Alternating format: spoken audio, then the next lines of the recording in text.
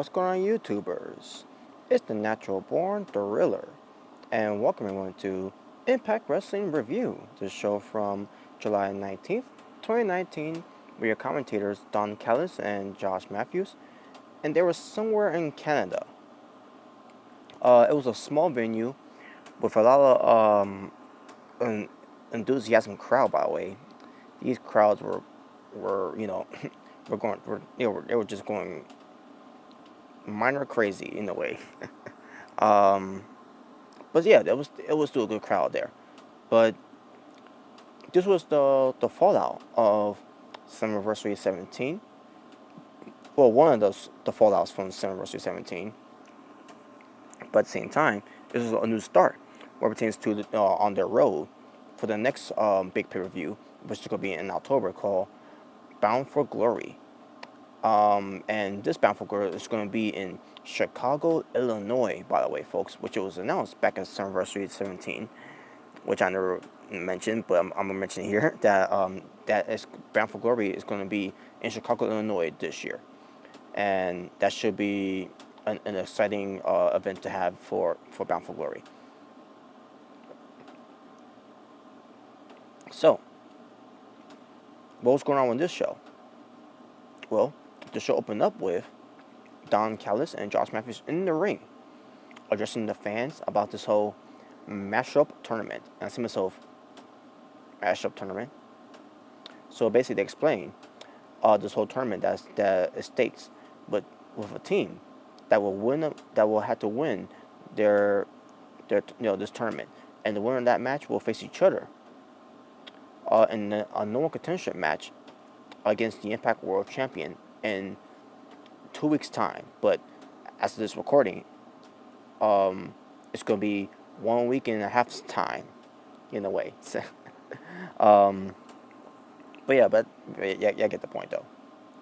But I like this the format of this tournament, and then we'll get to more of that tournament thing when we get to some things that irritate me on the term about this whole tournament thing. And I'll talk about the finals of it. Well, I'll get to that part later. But and on top of that, what pertains to having with just with this one team that made no sense at all of why they're teaming up. Made no sense, but we'll get to that later. I thought that was stupid, but again, I'll get to that later. So they announced that it was going to be, get this, Sami Callihan and Tessa Blanchard, who just had a match at Summerversary 17. And before that too, when they started to go at each other and everything, because Tessa Blanchard stuck her nose in OVE's business, and now the aftermath of this, now they're gonna be teaming up. We'll get to that chemistry when I get to it. But they're gonna be going up against Dave Crist from OVE, teaming up with Trey of the Rascals. You're also gonna have Eddie Edwards and Moose. That's right. Two former friends are teaming up together as they go up against Rohit Raju and Cody Deaner. The his squad and the Deaners, who starting a new rivalry this year with each other, and they're teaming up together. That's the whole point of the matchup, by the way, folks. Another one is Rich Swann teaming up with Madman Fulton of OVE. And then you have Jake Crist teaming up with, who's also from OVE, who's teaming up with Wentz from the Rascals. And finally, Michael Elgin teaming up with a guy who we put to the hospital numerous of times, Willie Mack, as they go up against, that I'll save later. But let's get to the first round tournament, what pertains to the first match that happened on this tournament, or on the brackets. So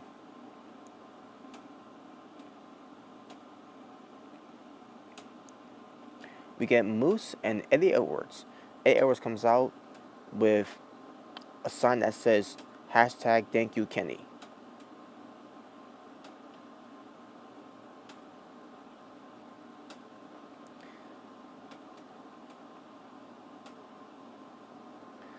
versus Rohit Raju and Cody Deaner.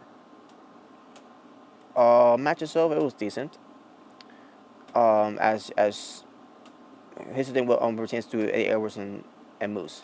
They're not friends anymore. Storyline wise, but they ended up working together as a team because they want a shot at the world title. Meanwhile, you got Cody Deaner and Rohit Raju not working together that much, and then him having dissension, and that cost them. So Eddie Edwards and Moose is winning the match to move on to the finals. And I think it's why the is are they in the finals. I'll get to that later on. Based on how they did the format of it. So after the match, the Death Hit Squad and the Deaner starts fighting, and there you go. Okay, now we get to Jimmy Jacobs. He interviews Ace Austin, who's with trying to remember his name here. I'm surprised it doesn't say here. I think it was Aiden Prince. Cause there was gonna be teams and all that, but Aiden Prince, I think he refused something like that. I don't remember how the interview went down, but we'll get to who ends up being Ace Austin's partner when we get to that. But the second match of the first round tournament was Rich Swann and Madman Fulton versus Wentz and Jay Christ. This match ends up being pretty solid. But they start picking up, and then all of a sudden, Jay Christ, as basically how the team was working out between Jay Christ and Wentz, it was working pretty good. As far as Rich Swann and Madman Fulton, also pretty good as well. But then all of a sudden, Jay Christ does the whole thing to Madman Fulton because they end up being face to face. So Jay Christ was like thumbs up, thumbs down, basically controlling the monster, the OVE monster in Madman Fulton by attacking his own partner Rich Swann, and basically costing himself and Rich Swann an opportunity to go at the world title. But at the same time, it fits the character of Madman Fulton because he's a madman. He don't care. So it worked. This booking worked out pretty well. So Jay Chris and Wentz ends up winning the match, obviously because Madman Fulton destroyed Rich Swann.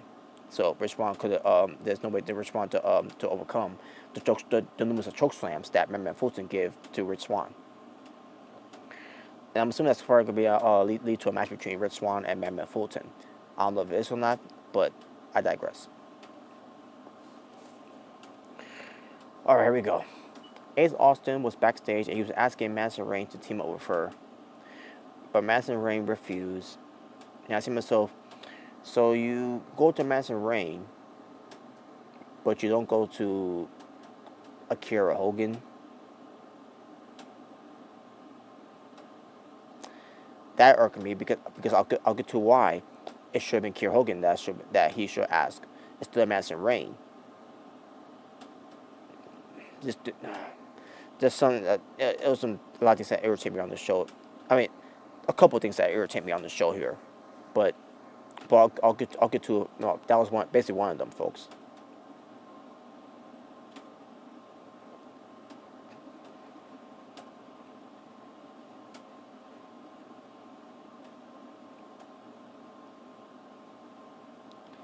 So, as Madison Rayne walks off,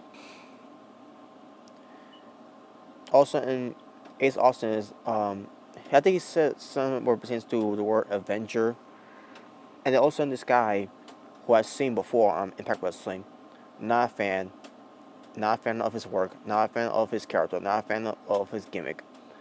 So here comes Stone Rockwell, who's supposed to be the muscular, fat, bearded, unfunny version of Indiana Jones.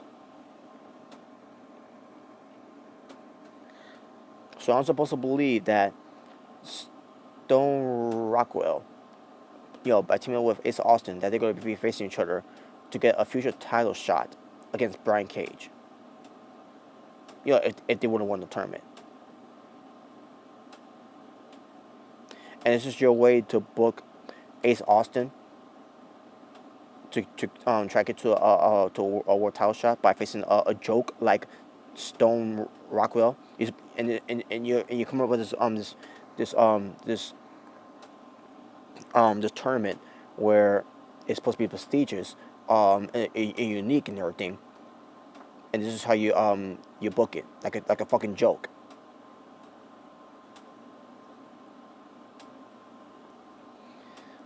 Stone Rockwell is fucking garbage. I will take Falaba time, any way, any day of the week, or watching him wrestle than this guy.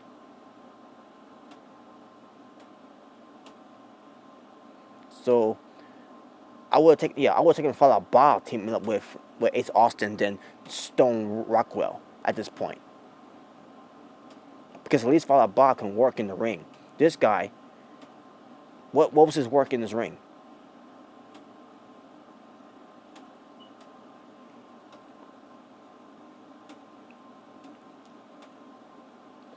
So I wasn't a fan of this match. So it was Rockwell. I mean, Stone Rockwell and Ace Austin versus Michael Elgin and Willie Mack. Michael Elgin and Willie Mack ended up working as a team.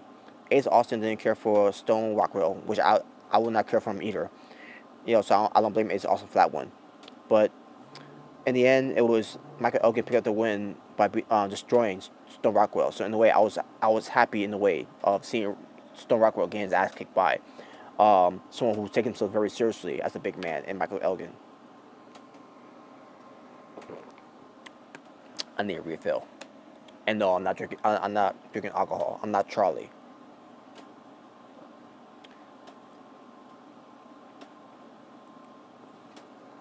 OVE, they do their hijacking of a camera, where Sami Callihan's cutting a promo. And in the middle of that promo, Sami Callihan was talking about his watch and something like that Dave Chris is not wearing. And then Dave Chris was yelling at Sami Callihan because of that. And he's like, "Your monster stole it, whatever." It was funny, but then Sami Callihan okay back to being serious and all that, and just about Tessa Blanchard, represents the match of summer anniversary, and now they're teaming up and everything. Um, and now the whole tournament thing and everything, what pertains to go to the gold, and yeah, I thought it was a good promo though.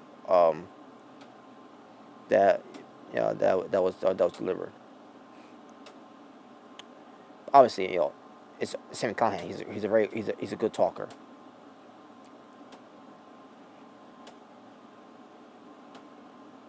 All right.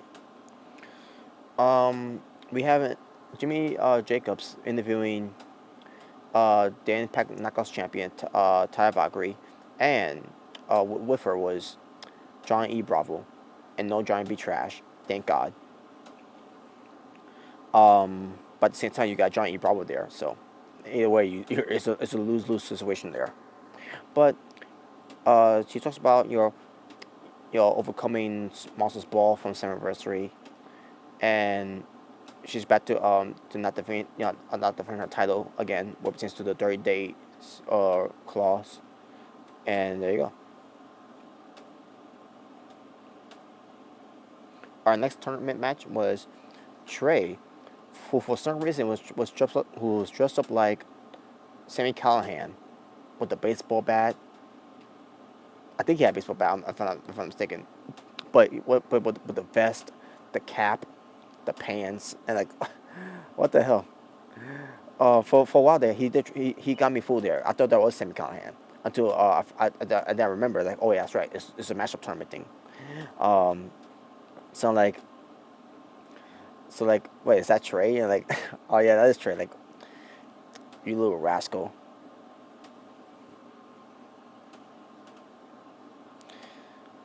Anyways, but yeah, it was Trey and Dave Christ versus Sami Callihan and Tessa Blanchard. This match was good. Um, at first, Sami Callihan was trying to do the whole finger poke of doom to Dave Christ so that Sami Callihan and Tessa Blanchard could get the win. But Trey gets, he immediately saw that happening, and he immediately breaks it up. But and the match ends up being taken seriously after that. Back and forth. Like I said before, it was good, a good match. So yeah, yeah, I know they was trying to recreate especially they was going to reboot the whole finger poke of doom thing. But didn't work out well, anyways. But I'm glad it didn't. But yeah, good match. And in the end, it was. By the way, I gotta talk about this too. Tessa Blanchard and Sami Callihan, with them being teams, that was, I mean, they had, and not just them being teams, but with them feuding, having matches at the well, actually, having um, just one match, be, from Summerversary, but before that, what pertains to, getting face to face with one another, and then start having a fight in the ring, and then start having a fight somewhere, some location they were having that party that OVE was having. Um, Basically, there's some good chemistry there for Sami Callihan and Tessa Blanchard. Not just them facing each other, but also with them team up with each other. Now they was not working together as a team. They were basically shouting at each other and basically telling one after another to being stay in the corner, whatever, and stuff like that. And it was good chemistry there. I can't remember. Basically there being a dysfunctional a dysfunctional tag team. Excuse me, if I speak, get spit out. Um, but yeah, there'll be a dysfunctional tag team here, and this type of dysfunctional tag team works very well. Uh, you know, Unlike WWE when they do things on that makes no fucking sense, and they always want to do something that's you know that's sports entertainment like. This one, this was done right. So Trey ends up getting knocked out by Sami Callihan, and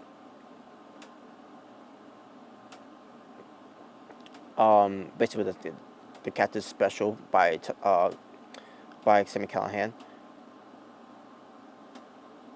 and Callihan and Test gets to win for that one. So they advance to the next to the finals of the tournament. And after the match, they start arguing of one another.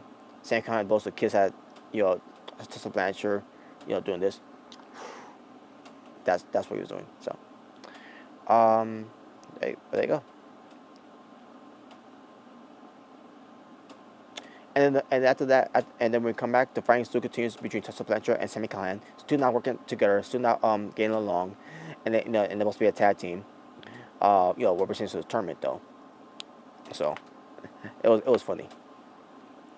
Um, we get an Impact Plus moment of the week, which where pertains to OVE versus Eddie Edwards, Moose, and Tommy Dreamer from last year actually.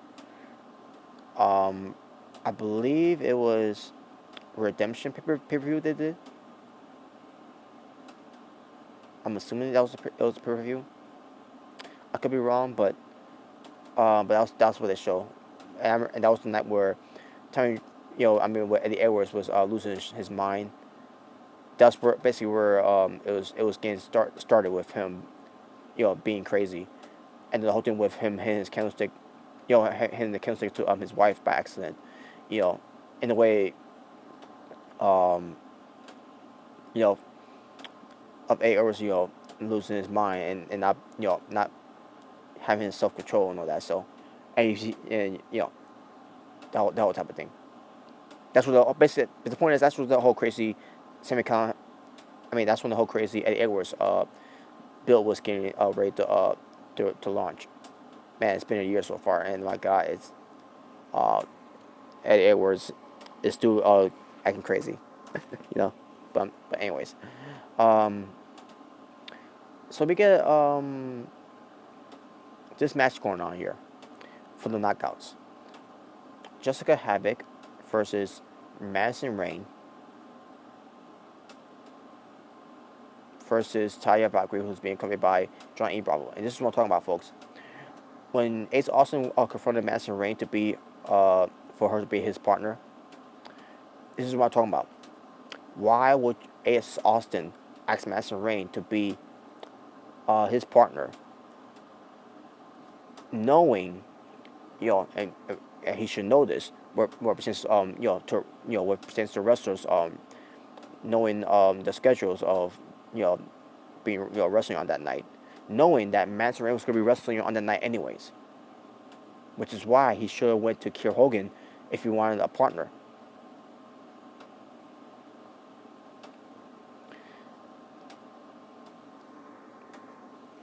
Or you know, or at least had Jordan Grayson in the match as well. You know, I don't know. I don't get it. And on top of this too, another thing that irritated me about this as well was Jessica Havok, Master Rayne, and Taya Valkyrie. All three of them are heels. So this was a triple heel match, and this is some fucking bullshit. So no Kiera Hogan, not even a Jordan Grace. You know, try to get back at Master Rayne what she did, and no Kiera Hogan too. So we can't have James Mitchell to be there at ringside for Jessica Havok because that's his mom. That's James Mitchell's monster. And then you got Master Rayne and Kiera Hogan. Supposedly they were teaming up to beat up on Jordan Grace a week ago, and a week later, Kiera Hogan can't even be there in her corner, wherever, or at least on commentary, wherever. But we can have Johnny E. Bravo at ringside for Taya Valkyrie, right? Dumb. But as far as the match was, it was alright. And the finish here, John E. Bravo pulls out Taya Valkyrie out of the ring, avoid of losing, I guess. I don't remember how, I don't remember if that was the case, but Master Rayne, she gets tombstone by, Jessica Havok, and Jessica Havok gets the win. So you're telling me that Master Rayne can lose a three-way match, where it pertains to Jessica Havok and Taya Valkyrie in the match, but with Kiera Hogan being involved of a three-way match with Master Rayne and Jordan Grace, Kiera Hogan has to lose.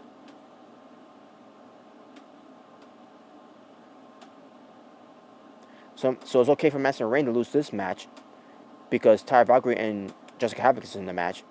But when Kiera Hogan is in the match with Master Rayne and Jordan Grace in a three-way match, Kiera Hogan has to lose.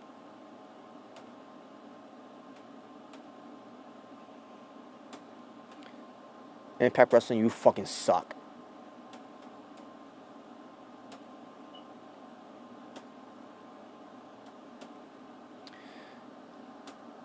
Jimmy Havoc. Not Jimmy Havoc. I'm sorry, folks. Jimmy Jacobs. He interviews Michael Hogan about his last match with Willie Mack. He says that Willie and him will win the tournament, and then they'll face each other to see who's going to face Brian Cage for the Impact World title. And either way, it doesn't matter because Michael Hogan is the one that's going to win in the end. He's going to become the new world champion. And yeah, there you go. Alright, main event time. And the main event will feature the finals, where it's going to be a four-way elimination match between Eddie Edwards and Moose versus Sami Callihan and Tessa Blanchard versus Wentz and Jay Christ versus Michael Hogan and Willie Mack. So basically, they're getting the tournament out of the way immediately. And there you go. They're doing the tournament for just and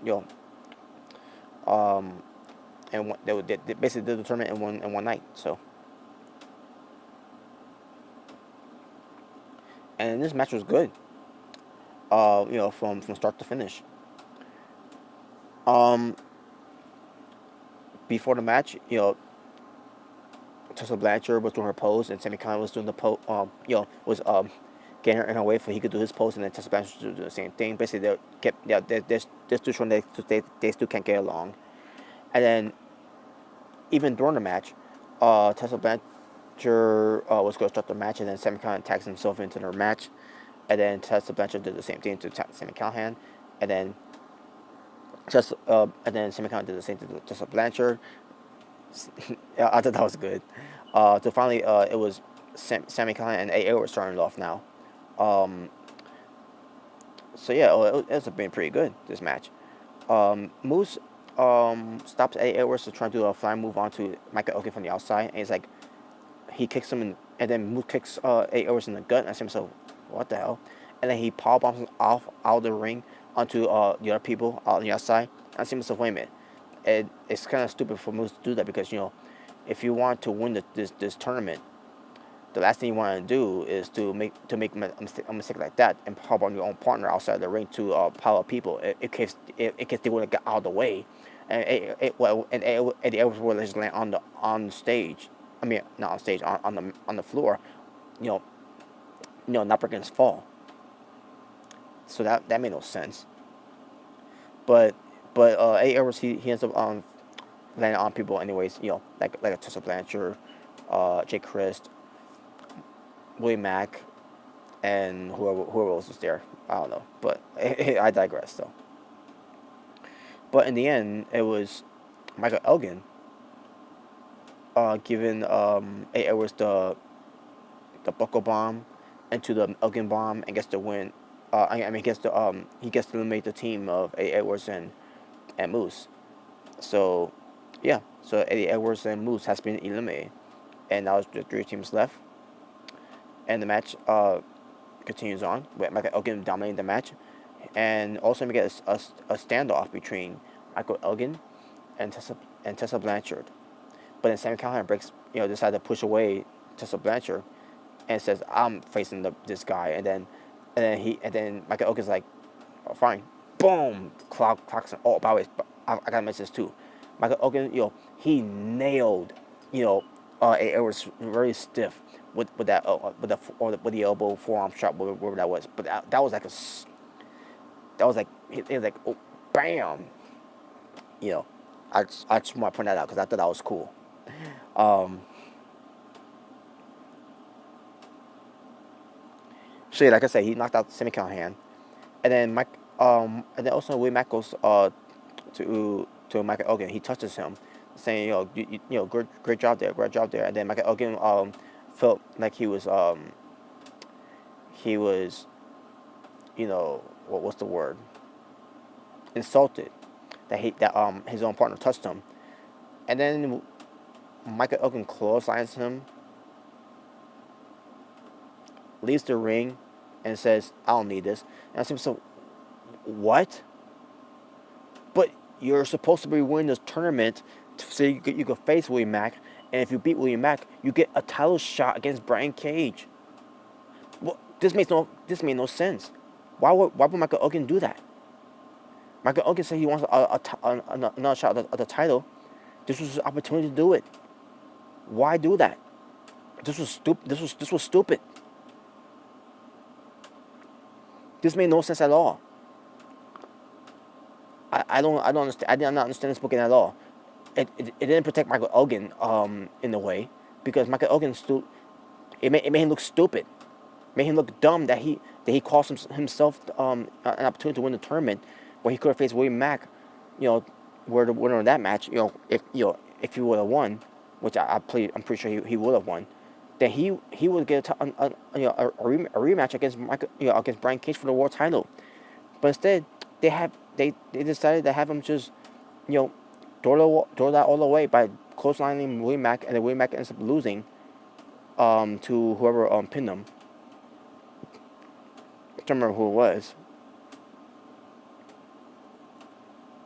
Yeah, it was Sami Callihan. Sami Callihan picked up the win. I mean, not the win. Picked up the pin onto Willie Mack, so that Michael Elgin and Willie Mack is eliminated. This was stupid, folks. I'm like, but whatever, right? Whatever.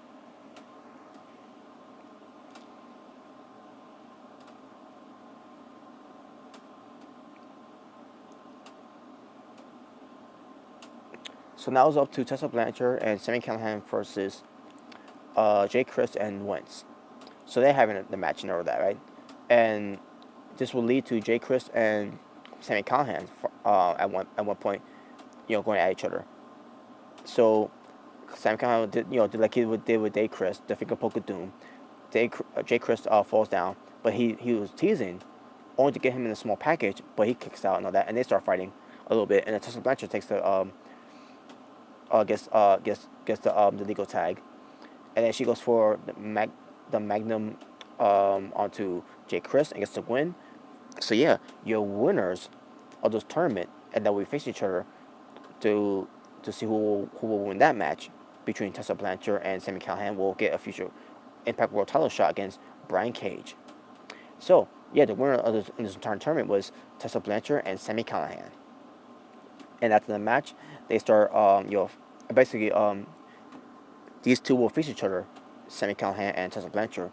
These two will face each other in 2 weeks' time at Impact Wrestling Unbreakable, which I'm assuming is going to be on Impact Plus, for an opportunity to become number one contender to face Brian Cage for the Impact World Championship. So after the match, they start badmouthing each other and everything, and Tessa Blanchard was like, I think Tessa Blanchard was doing this, thumbs up, thumbs down to the face of Sami Callihan, and then that's when the show was over. The show cut from there. Yeah, and there you go. That was the show. One minor note here before I get to the Tomar Wrestling on the show and my overall show reign. On the next Impact Wrestling show, it's going to be Brian Cage versus Michael Elgin in a street fight. It's going to be Kiera Hogan versus Jordan Grace. It's going to be Rich Swann versus Jay Chris, where Rich Swann's going to defend his exhibition championship. And Moose will be in action. But I don't know against who, though. That's the thing. But there you go. That's the matches that's going to happen for the next Impact Wrestling show, folks. Kiera Hogan's going to lose to Jordan Grace. Michael Elgin's probably going to win the street fight against Brian Cage, or maybe not. Who knows? Rich Swann's going to retain his exhibition championship, and Moose is going to wrestle some nobodies, I guess. We'll see. Or maybe he'll fight Stone Rockwell. Who knows? But yeah. Oh yeah, it retains the street fight between Michael Elgin and Brian Cage. I'm assuming we had the mask hoodie man come out again to maybe cause Michael Elgin the match to protect him in the loss, I guess. Maybe. Who knows? But who knows? But the important thing is, folks, is that the next Impact Wrestling show, Kiera Hogan's going to lose to Jordan Grace.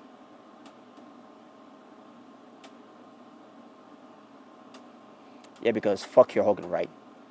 Right, Impact Wrestling, fuck Kiera Hogan, right? Because she's black, because she's gay or bi, whatever now.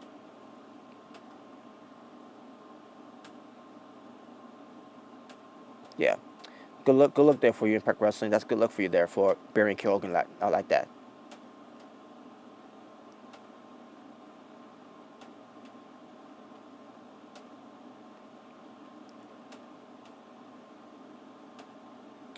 Tomar Wrestling for Impact Wrestling, the show from July 19th, 2019. 6 matches. Overall rating for the show, I'm gonna go 8 out of 10. This was a good. I thought the show was good, especially where it takes to the whole tournament thing, which we don't ever see WWE main roster do. So this was good. It was good to see a tournament on the show, especially on the format of the tournament the way it was done too. So there you go. With that being said, folks, thank you all for watching. For It's a Natural Born Driller, saying peace on the streets. For this was your Impact Wrestling review. That was from July 19th, 2019, what pertains to Impact Wrestling Mashup Tournament. Take care, folks.